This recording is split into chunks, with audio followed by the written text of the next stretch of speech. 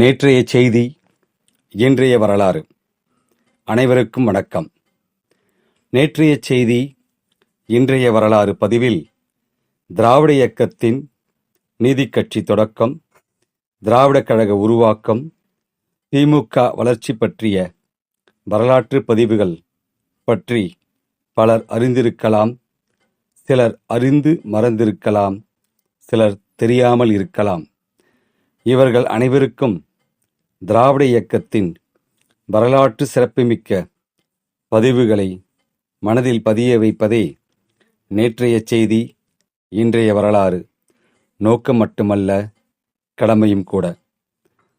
ச. பத்மநாபன், மொழிப்போர் தியாகி க. இளமதி பேரன். நன்றி, வணக்கம்.